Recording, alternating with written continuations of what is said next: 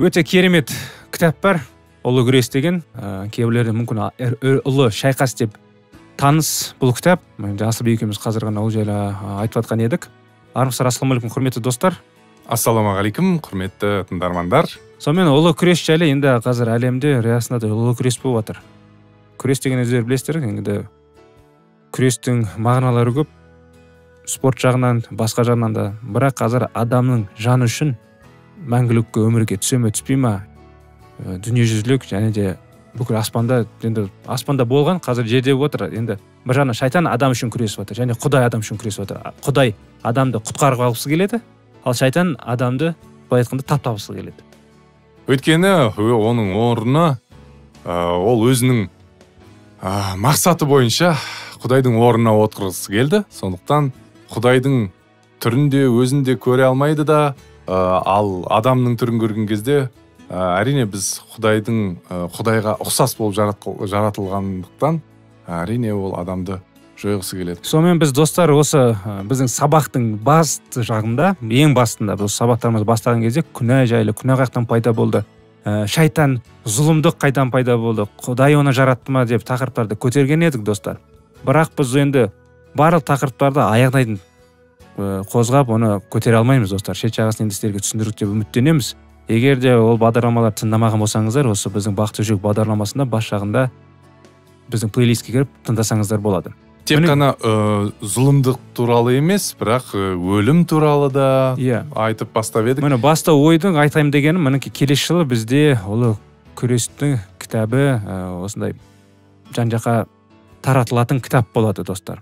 Егер де сіз ол кітаппен кездеспесеңіздер, мүмкін егер де ол қызық болып жатса сіздерге, толығырақ шайтанның қаяқтан пайда болғаны, қалай ол Құдайға қарсы шықты, күнә жайлы, сол ұлы күрес деген кітапты ғаламтордан тапсаңыз мүмкіншілік бар достар. Өте маңызды кітап.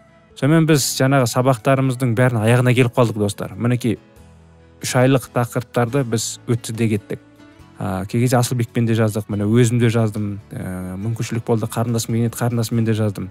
Барлық сабақтар жаңа Асылбекті айтып жатыр, өлім жайлы да айттық. Өлімнен кейін не болады екен? Сот жайлы, және де біз басқа өлілерге табыну жайлы, өлілерді шақырту жайлы, кітаптан үзінділерді оқып, оның барлық жайлы не үшін ол дұрыс, не үшін бұрыс жайлы анықтаманы көтердік достар. Жаңа жер мен жаңа аспан. Қалай бәрі. Бүгінгі сонымен біздің бағдарламамыз бүгінгі күнге кішкене қорытынды жайлы болады осы сабақтар жайында достар.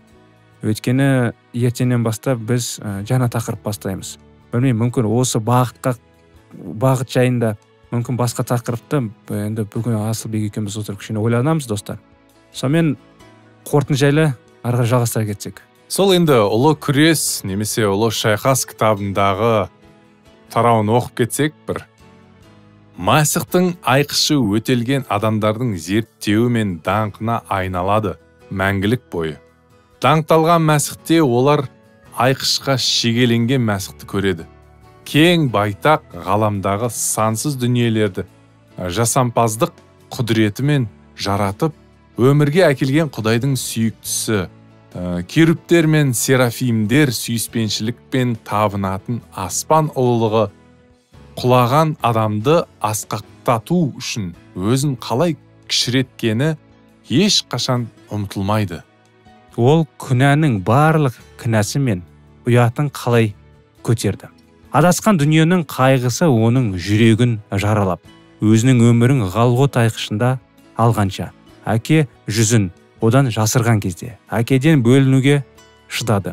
Бүкіл әлемдердің жаратушысы, барлық тағдырлардың төрешісі, адамға деген сүйіспеншілік үшін өзінен даңқ түсіріп, өзін кішірететкені ешқашан ұмытылмайды. Бұл бүкіл әлемді үнемі таң қалдырады және таңдандырады. Ұлы күрес аяқталды, күнә мен күнәқарлар енді жоқ, бүкіл ғалам таза, сансыз туындыларда үйлесімділік пен қуаныштың бір тамыры соғады. Өмірдің ағындары, нұры мен қуанышы бәрін жаратқаннан шексіз кеңістіктің барлық шеттеріне ағып жатыр. Ең кішкентай атомнан ең үлкен галактикаға дейін жанды және жансыз барлық нәрсе өзінің бұлтсыз сұлулығымен және кемелді қуанышымен Құдай махаббат деп жар салады деп жазылып тұр. 678 бетінде осы керемет кітапта осылай жазылып тұр. Енді кішкене талқылауға арналған сұрақтарымыз бар. Әсет, бірінші сұрақты айтып кетсең. Әлемде өмір сүретін көптеген мәсіхшілер бұл әлем мәңгі өмір сүретін сияқты өмір сүреді. Енді тек қана мәсіхшілер емес, адамдардың әрқайсысы солай ойлайды кейбірлері. Бұл әлем мәңгі өмір сүретін сияқты өмір сүреді. Жердегі мұраттарды көктегі ұмтылыстарымызбен салыстыра аламыз ба? Иса Луқа 12-де ескерткен нәрселерден қалай сақ болуға болады? Луқаның 12-нің 16-21-ін оқи жүрсек, уақытымыз мүмкіншілік бар болып тұр соны оқуға. Кішкене толығырақ түсіну үшін. Луқа жазған ізгі хабар 12-ші тараудың 16-шы аятынан 21-ші аятына дейін. Бұдан кейін Иса оларға мына астарлы әңгімені айтып берді. Бір бай кісінің егіндік жері мол өнім береді.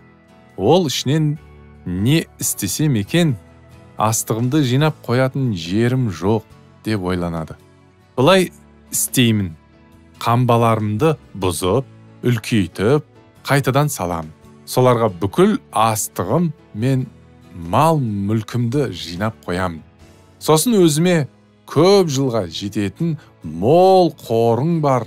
Енді демалып, ішіп, жеп көңіліңді көтер деймін. Бірақ Құдай оған: «Ей, түйсіксіз пенде, бүгін түнде жаның алынады. Сонда сенің жиып тергенің кімге қалады?» дейді. Өзі үшін байлық жинап, ал Құдаймен қарым-қатынаста бай болмаған адамның ақыры осындай екен. Қандай керемет сөздер айтылған. Әрине кітаптың бәрі керемет сөздермен толған, достар. Біз бүгін енді жоспарларымыз көп қой.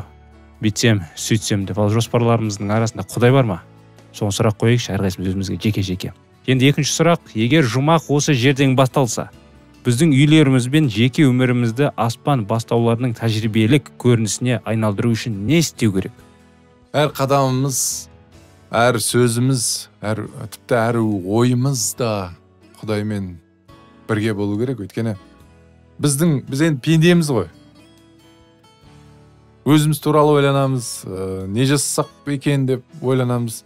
Енді жасаған кезде әрине жақсы нәрсені жасауымыз келеді, бірақ жақсы нәрсені жасау үшін, жақсылап тұрып, керемет қылу үшін оған ақша керек, анау керек, мынау керек деп ойланып, ойымыз ең соңында күнәға дейін баруы мүмкін.